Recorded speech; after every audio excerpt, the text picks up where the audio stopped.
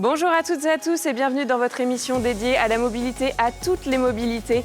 Au programme cette semaine, on parlera calandre du futur, comment l'avant de nos voitures va-t-il se transformer, et on partira sur les routes tester la nouvelle Ioniq 6 et le nouveau SUV électrique de Jeep.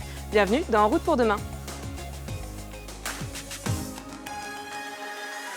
En route pour demain, avec Laure Foulquier sur BFM Business et Tech & Co. Aujourd'hui, les calandres ne sont plus seulement dédiés au refroidissement du moteur, ça tend à devenir un véritable outil de communication. Julien Bonnet, bonjour. Vous êtes avec nous aujourd'hui pour nous en parler. Alors, l'avant de nos voitures, est-ce que ça va devenir un véritable smartphone? Est-ce qu'il va y avoir un écran dessus? Ouais, on dit souvent que la face avant, c'est un peu le visage d'une voiture, donc avec les phares qui représentent les yeux et la calandre qui peut signaler un sourire plus ou moins prononcé. Mais aujourd'hui, cette face avant, elle se réinvente de plus en plus et globalement, c'est tout le véhicule qui pourrait communiquer de façon plus poussée qu'avec les dispositifs actuels, donc les feux, bien sûr, les phares, les clignotants et autres klaxons. Alors pourquoi tu l'as déjà dit déjà parce que la calandre, cette grille plus ou moins grande qui servait à refroidir le moteur thermique, elle perd aujourd'hui de son utilité avec les motorisations électriques. Donc elle se ferme le plus souvent pour afficher un profil plus aérodynamique où il y a des volets actifs qui sont présents pour s'ouvrir en fait au gré des besoins, par exemple pour refroidir la batterie au moment d'une recharge rapide. Et il y a aussi des technologies d'affichage qui sont de plus en plus perfectionnées. Donc des phares, par exemple, qui peuvent se transformer en véritables rétroprojecteurs. Donc ce contexte avec ces nouvelles technologies, ça permet d'envisager vraiment un avenir assez fou pour ces véhicules et la manière de communiquer et qui pourra maintenant communiquer différentes informations. Et est-ce qu'on a déjà des exemples existants ou bientôt existants? Oui, alors déjà, on va dire dans des modèles récents, on peut signaler un début de révolution, c'est des signatures lumineuses qui prennent un peu d'ampleur. On peut signaler, par exemple, chez Volkswagen, vous en avez peut-être déjà croisé de nuit, les dernières Golf ou les voitures électriques de la gamme ID. En fait, elles vont avoir un fin bandeau lumineux qui va relier les phares à l'avant. Donc, on est un peu entre les feux de position qui sont autorisés pour une utilisation vraiment de montrer où se trouve le véhicule et quelque chose qui est quand même plus esthétique, qui jusqu'ici était un peu interdit sur les véhicules. On n'avait pas le droit de faire un éclairage qui ne servait à autre chose que d'éclairer ou de signaler sa présence. Et même chose chez BMW avec le double haricot lumineux sur les dernières i7 qu'on avait découvert déjà En route pour demain, ou encore le dernier SUV, le XM. Donc la prochaine étape, ça serait finalement de voir s'illuminer le logo. Donc là, on rentre vraiment dans justement cet éclairage qui n'a plus vraiment une utilité et qui peut servir justement à l'image de marque des différents labels automobiles. La réglementation européenne, elle est en train de changer. On en parlera plus en détail avec notre invité. Mais pour permettre justement d'éclairer ces parties extérieures du véhicule, ce qui n'était pas possible jusqu'ici. Donc ces logos lumineux, on les retrouvait jusqu'ici sur des concept cars, donc les prototypes. On peut citer par exemple les dernières Renault, donc le concept Scenic Vision, ou encore ce qui préfigure les futurs 4L ou R5 réinventés en électrique. Et même chose sur des concepts dans le premium allemand. Donc on peut citer Mercedes avec la Vision AMG qui avait une signature lumineuse très élaborée. Et puis ça serait une belle finalité de voir l'étoile de Mercedes briller sur cette calandre du futur. Et chez BMW, toujours c'est un constructeur allemand, le concept Vision D qui lui peut carrément changer de couleur. Donc pourquoi pas afficher bien sûr des informations pour les autres usagers. D'ailleurs, les vitres, elles peuvent se transformer en écran ponctuellement pour afficher n'importe quelle information pour l'extérieur. Et dans cette optique d'informer les autres usagers de la route, il y avait Skoda qui travaillait avec une université en République tchèque, avec la calandre qui peut justement changer de couleur, avec des panneaux attention, des flèches vertes animées pour indiquer aux piétons qu'ils peuvent bien traverser. Et dans cette même idée, on avait vu des phares du futur qui pourront, par exemple, générer un passage piéton au sol pour bien indiquer qu'on a vu le piéton et qu'on peut lui matérialiser vraiment la manière, l'endroit où il pourra traverser. Ou même chose, plutôt des signaux d'avertissement. C'est-à-dire que, par exemple, si je vais ouvrir une portière, donc il est d'usage de vérifier, bien sûr, qu'il n'y a pas un cycliste qui arrive et risquer un emportirage qui peut être assez dangereux et donc faire afficher, par exemple, au sol un warning en rouge ou avertir un autre véhicule à l'arrière, cette fois-ci, donc avec les feux arrière qui peuvent aussi être entourés, on va dire, d'écrans qui pourront indiquer au véhicule qui roule derrière moi qu'il y a un danger qui est imminent. On va dire une évolution un peu du feu stop qui aujourd'hui juste brille en rouge et donne déjà une bonne indication que le véhicule devant nous va freiner. Oui, tout à fait. On a vu vraiment plein d'images très impressionnantes derrière toi pendant que tu nous parlais. Tu restes avec moi parce qu'on va recevoir tout de suite l'un des artisans de cette révolution qui travaille sur ce projet. On accueille tout de suite notre invité de la semaine. BFM Business et Tech & Co présente En route pour demain, l'invité. Et je suis ravie d'accueillir Christophe Auffrère, directeur technique chez Forvia, sur le plateau d'En route pour demain. Christophe, bonjour. Bonjour. Vous travaillez sur les tendances automobiles de demain pour l'équipementier français Forvia. Alors concrètement, sur ces calandres du futur, sur l'avant de nos voitures, que dit la loi? Qu'est-ce qu'on a le droit de faire ou de ne pas faire? Est-ce que vous pouvez nous faire un petit état des lieux? Alors déjà, je voudrais faire un petit feedback sur ce qu'on peut faire avec la lumière déjà. Je pense que c'est intéressant pour nos téléspectateurs. Parce qu'on peut faire beaucoup de choses avec de la lumière. On peut équiper sa voiture pour voir et être vu. C'est les phares qu'on a à l'avant ou les feux de position qu'on a à l'arrière. On peut faire de la décoration. On y reviendra. Je reviendrai à votre question. On peut faire de l'information. On peut afficher des choses, comme on le fait à l'intérieur du véhicule, mais on peut le faire aussi à l'extérieur. On en reparlera. On peut faire de la détection aussi. Vous savez qu'on équipe les véhicules maintenant de lidar, par exemple. C'est de la lumière. C'est par de la lumière qu'on fait ça. Et puis, on peut faire de la transmission d'informations. Vous connaissez le Wi-Fi d'un côté, mais on peut faire aussi du Li-Fi de l'autre côté. Donc, ça veut dire qu'on va transmettre avec des ondes électromagnétiques lumineuses des informations et qu'on va pouvoir en récupérer aussi. Donc, on peut faire plein de choses. Et effectivement, on est en ébullition autour de ça dans l'automobile en ce moment. Alors, pour répondre à votre question, au niveau de la réglementation, bien, il y a des choses effectivement qui évoluent en ce moment, et petit à petit. Alors déjà, sur l'éclairage extérieur, on pourrait dire que on a le droit de faire des choses qu'on ne pouvait pas faire avant. Depuis 2023, on peut projeter, par exemple, des symboles devant la voiture pour le conducteur. Par exemple, un flocon de neige qui va nous dire que la chaussée est glissante. Ça peut être aussi des risques de collision, si on va trop vite par rapport au véhicule qui est devant. Ça peut être, enfin, quand on est dans un sens interdit, on va voir afficher quelque chose devant le véhicule qui va dire « attention, vous êtes dans un sens interdit ». Et ça peut être aussi un positionnement sur la voie en latéral.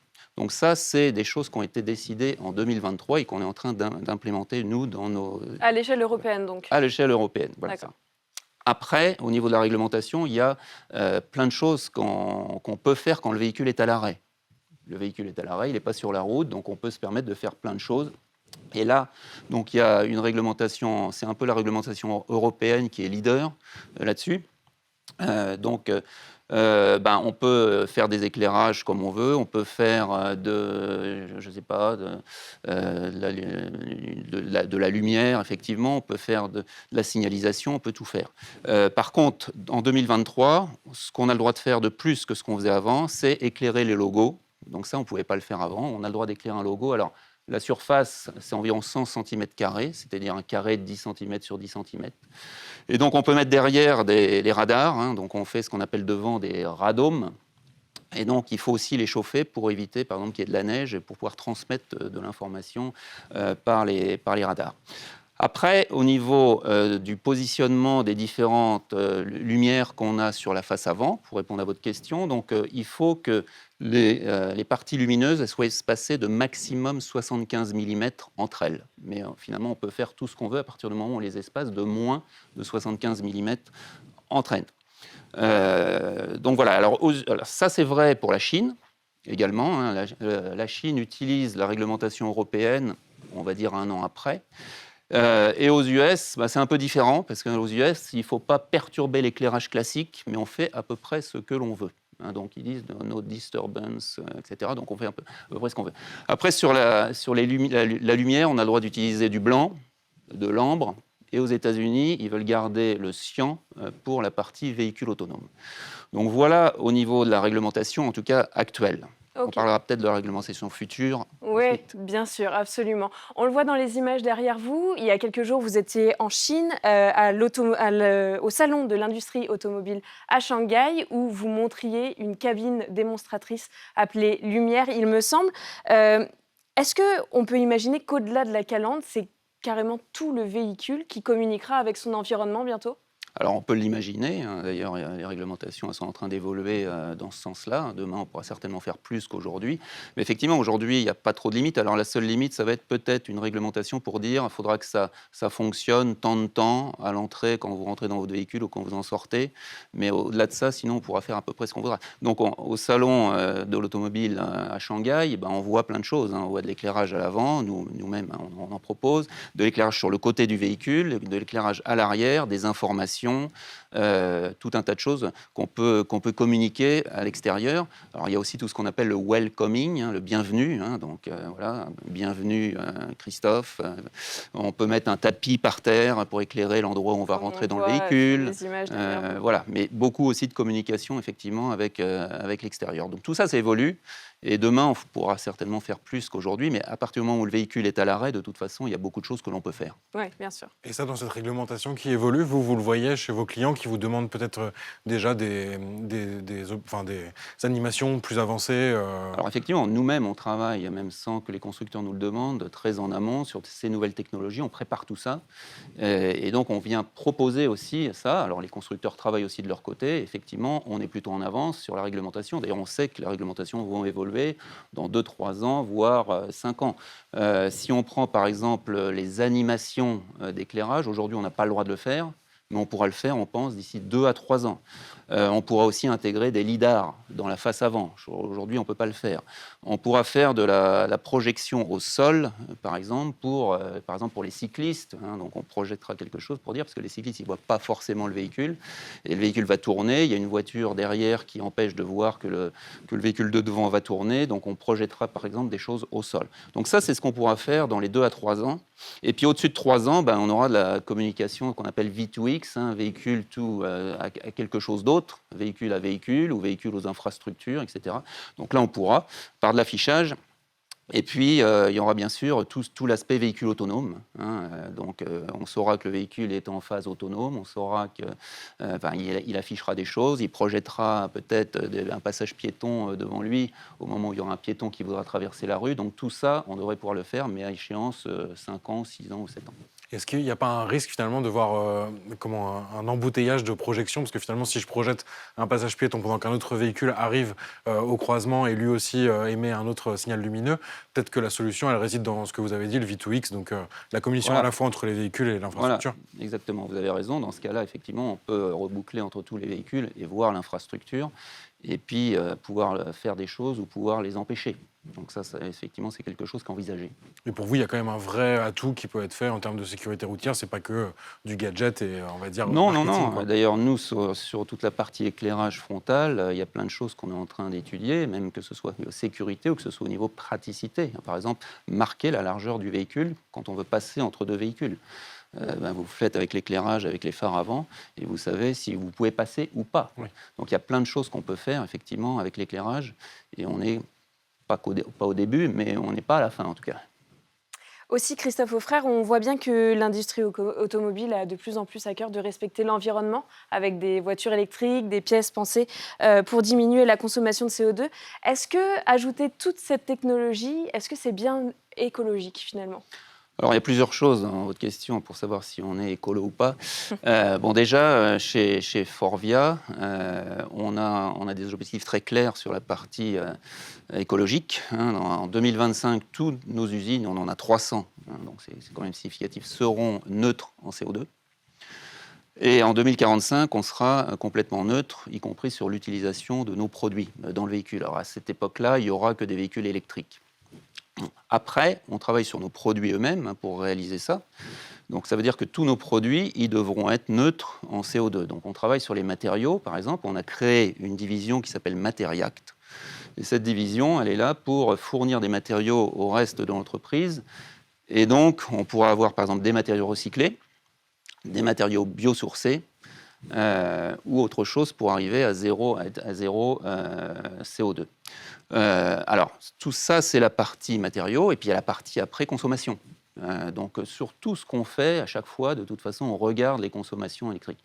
Si on prend une face avant digitale, animée, avec de l'éclairage, on va dire que, vu qu'on est avec des systèmes, des technologies LED, la consommation est assez peu importante. On va dire qu'on peut avoir environ 20 watts. Donc 20 watts, c'est pas beaucoup. Sur l'éclairage, on a quand même plus. Et si vous prenez 20 watts, par exemple, j'ai fait un petit calcul avant de venir. Si je roule 100 km à 100 km/h, je vais réduire ma distance parcourue de 100 mètres, simplement avec ma face avant. Donc je veux dire que c'est négligeable aujourd'hui. Alors ça ne nous empêche pas de travailler sur les consommations. Et d'ailleurs, on le fait aussi à l'intérieur. On a des systèmes, ce qu'on appelle smart dimming, où on va gagner 30, 40 ou 50% sur la consommation de tout, en tout cas de tout ce qui est affichage, par exemple. Merci Christophe Auffrère d'être passé sur le plateau d'En route pour demain. J'espère qu'on pourra bientôt vous accueillir pour que vous nous présentiez ces technologies concrètement. On part maintenant sur les routes pour tester la nouvelle berline électrique de chez Hyundai, la Ioniq 6. Sébastien Rouet et Julien Bonnet sont partis sur les routes pour la tester pour nous. BFM Business et Tech & Co présente En route pour demain, l'essai.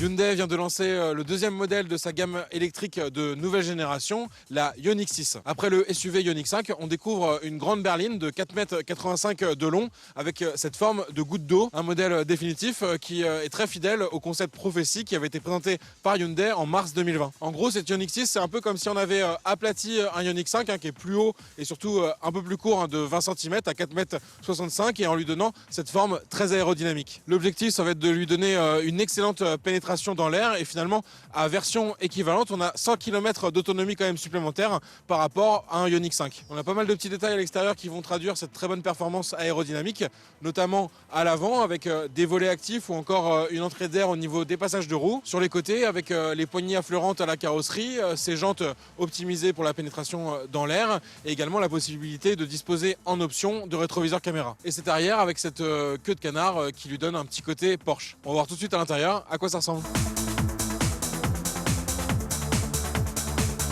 Nous voici à bord de cette nouvelle Ioniq 6 et on découvre un habitacle tout d'abord très spacieux. On a pas mal de place à l'avant et également les passagers arrière. Et ça se fait finalement au détriment du coffre qui a un volume d'environ 400 litres. Ce qui reste un peu limité pour cette catégorie et une taille de véhicule, on le rappelle, de 4,85 m. On retrouve sinon un habitacle très moderne avec le duo d'écran assez classique désormais entre un écran tactile pour l'infodivertissement au centre et l'écran des compteurs bien sûr juste derrière le volant. Mais Hyundai est finalement un peu à contre-courant de la tendance actuelle de faire disparaître un maximum de boutons dans cet habitacle. On a donc énormément de raccourcis au niveau du volant, un énorme commodo pour passer les modes, drive, marche arrière ou encore parking. Mais ça reste très pratique pour les manœuvres. Et en partie basse du tableau de bord, on a également pas mal de raccourcis vers les fonctions principales et une climatisation avec des boutons dédiés mais tactiles sans retour haptique. Mais bon, on s'y habitue quand même assez facilement pour s'y retrouver. On a également cette console centrale avec un espace pour le smartphone qu'on va pouvoir connecter en USB pour Android Auto et CarPlay, un espace porte-gobelet et finalement les commandes de vitres qui vont se retrouver ici. Ça va avoir comme mérite de dégager complètement les portières, n'ont aucun bouton à part la poignée. Notre modèle d'essai, il est en finition d'entrée de gamme sur un modèle qui a quand même des tarifs assez élevés, on en parlera en conclusion. Mais ce qui est intéressant, c'est que ça permet de voir finalement ce que donne la version de base de ce modèle 100% électrique. Parmi les petits plus, on a également pas mal de rangements et une prise 230 volts située sous les sièges arrière, donc toujours pratique pour recharger par exemple un PC portable. Mais nous, on a très envie de tester cette championne de l'autonomie, donc on part tout de suite voir sur la route ce que ça donne. Nous voici au volant de cette Ioniq 6, donc là on est sur autoroute justement pour tester le comportement du véhicule sur un long trajet. On verra à la fin de notre essai combien on a de consommation d'électricité. Et c'est vraiment le point qui est intéressant sur cette Ioniq 6, c'est vraiment qu'elle a une autonomie très importante. Hyundai annonce 614 km sur notre version d'essai, donc comment en associant une batterie 77 kWh avec un moteur 225 chevaux qui est situé sur les roues arrière, donc une propulsion. Donc comme on l'a vu, cette forme très aérodynamique, notamment sur les trajets sur autoroute, ça va lui permettre de maximiser justement son autonomie. Alors, il y a quelques astuces pour améliorer l'efficience de ce modèle. Tout d'abord, il y a les modes de conduite. Donc on a un mode sport et un mode normal. On a bien sûr un mode éco qui va brider les performances pour maximiser justement cette autonomie. Donc il fonctionne plutôt bien, on le ressent notamment au feu vert. Lorsqu'on appuie sur la pédale, même délicatement, en mode sport ou en mode normal, le véhicule il peut avoir tendance à partir assez fort. Alors que là, en mode éco, on va garder une accélération relativement contenue. L'autre astuce, ça va se situer derrière le volant avec ces palettes pour fixer le niveau du freinage régénératif. Et chez Hyundai, c'est assez poussé puisqu'il y a 4 niveaux différents. Donc un mode roue libre, le niveau 0, et on peut aller jusqu'à un mode e-pédale, donc le niveau 4 qui va permettre finalement de rouler avec une seule pédale, la pédale d'accélérateur. Lorsque je la relâche, finalement la récupération d'énergie, elle est tellement forte que je vais aller jusqu'à l'arrêt. Il y a une autre version de la Ioniq 6 qui est proposée avec un deuxième moteur situé à l'avant, avec une puissance totale qui passe à 325 chevaux. Mais finalement, on va perdre un peu en autonomie avec cette version. Elle va être comprise selon les niveaux de finition, les équipements fournis, entre 519 et 560 km. Donc c'est le prix à payer pour gagner en puissance et surtout les 4 roues motrices. Alors ce trajet sur autoroute, c'est l'occasion de vous parler des assistants de conduite. On rappelle, on est sur la finition de base de ce modèle, mais qui est quand même très bien équipé parce qu'on va retrouver un régulateur de vitesse adaptatif couplé à un suivi des lignes de la route. Il faudra ensuite aller dans les niveaux de finition plus élevés pour avoir par exemple les caméras angle mort directement dans l'écran des compteurs ou la caméra à 360 degrés pour les manœuvres de stationnement. Mais avoir ce type d'équipement, c'est déjà confortable de base pour un long trajet. Nous arrivons à la fin de cet essai, on a roulé un peu plus de 230 km aujourd'hui avec pas mal de trajets sur autoroute à 130 km/h et il en ressort une consommation globale de 21 kWh au 100, donc assez prometteur pour cette Ioniq 6. L'occasion de parler de sa capacité de recharge. Les modèles de Hyundai nouvelle génération 100% électrique qui bénéficient d'une architecture 800 volts. En clair, ils vont pouvoir encaisser des puissances de charge assez énormes. Sur cette Ioniq 6, on peut notamment atteindre 230 kW sur les bornes Ionity sur lesquelles nous nous trouvons. Et en plus, le constructeur coréen fait partie du consortium avec notamment les marques allemandes de cet opérateur de borne qu'est Ionity, donc les clients peuvent bénéficier de tarifs préférentiels. En gros, pour se rendre compte, cette puissance de charge, elle va permettre de passer de 10 à 80% de la batterie en à peine plus de 15 minutes, donc c'est vraiment des temps de charge très rapides. Côté tarif, notre modèle d'essai, donc dans la finition de base intuitif, il démarre à 52 300 €, donc assez loin du plafond du bonus écologique fixé à 47 000 € et qui permet de recevoir une subvention publique de 5 000 €. Et sur ce modèle d'essai, on a simplement ajouté une option, la peinture à 690 €, donc pour une note finale à peine sous les 53 000 €. Sur les finitions plus haut de gamme qui ajoutent pas mal d'équipements, il faut compter sur un tarif de 57 000 € pour le deuxième niveau de finition et 61 000 € pour le troisième. On enchaîne avec une autre voiture électrique puisqu'il s'agit de la première voiture zéro émission de Jeep, une marque qui évoque le tout-terrain mais qui entame sa transition vers de nouvelles motorisations. Sébastien Rouet et Julien Bonnet sont à nouveau partis sur la route pour tester le nouveau Avenger. BFM Business et Tech & Co présente En route pour demain, en région.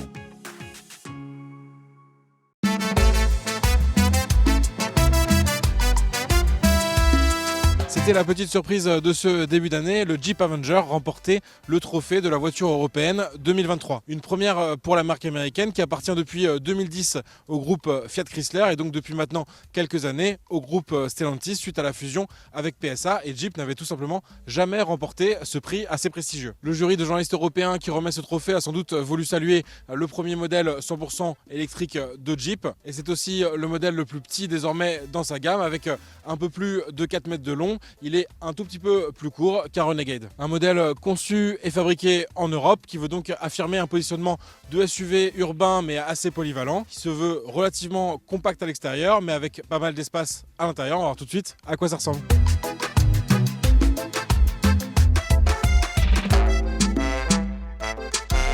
Voici à l'intérieur de ce nouveau Jeep Avenger et donc on découvre un habitacle moderne et assez spacieux, notamment au niveau des places arrière, même si le passager central il aura un tunnel de transmission qui va le gêner un peu au niveau des pieds, et au niveau du coffre on a une capacité de 355 litres. Du côté de l'instrumentation on retrouve le combiné désormais classique entre un écran tactile 10 pouces au centre, donc pour tout ce qui est infodivertissement, et juste derrière le volant un écran du même format pour l'affichage des compteurs et donc de la vitesse et de toutes les données de conduite. Sympathique également de retrouver la couleur jaune dorée de notre modèle d'essai à l'intérieur avec ces détails un peu partout sur la planche de bord. On va retrouver aussi un espace au-dessus des commandes de climatisation manuelle qui vont permettre par exemple de ranger des petits objets comme des clés ou son téléphone, et au niveau de la console centrale un espace avec une ouverture assez large qui va permettre de charger son téléphone en induction. Elle a une ouverture assez originale qui est plutôt pratique.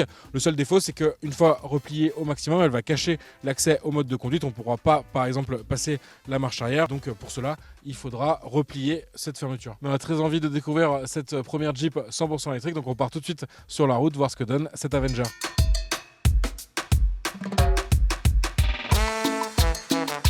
nous voici au volant de ce Jeep Avenger et donc on retrouve une batterie de 54 kWh qui offre une autonomie théorique d'un peu plus de 400 km et jusqu'à 550 km en ville. Nous, avec la consommation qu'on a réalisée aujourd'hui, il faudra plus s'attendre à une autonomie d'environ 300 km. Côté recharge, cette voiture, elle peut encaisser jusqu'à 11 kW de puissance sur une prise en courant alternatif à domicile par exemple, et sur des longs trajets, sur autoroute et sur une borne rapide, donc courant continu, elle va pouvoir encaisser jusqu'à 100 kW, et donc là on peut s'attendre de récupérer de 20 à 80% d'autonomie en environ 20 minutes. Côté performance, on dispose d'un moteur situé à l'avant qui offre 156 chevaux, mais on va avoir différents modes de conduite qui vont permettre de faire varier cette puissance. En mode normal par exemple, on aura environ 110 chevaux de puissance, et en mode éco qui va maximiser bien sûr l'autonomie, on redescendra à 80 chevaux. On a également des modes dédiés au off-road, donc dans l'ADN de Jeep bien sûr. Donc on va avoir par exemple un mode sable, un mode boue ou encore un mode neige qui vont agir sur la motricité pour bien sûr favoriser la conduite en tout terrain. Ça fonctionne plutôt bien, sachant que notre véhicule d'essai, il est en configuration traction uniquement, donc avec le moteur qui va alimenter uniquement les roues avant. Il faudra attendre un peu pour avoir une version 4XE, 4 roues motrices.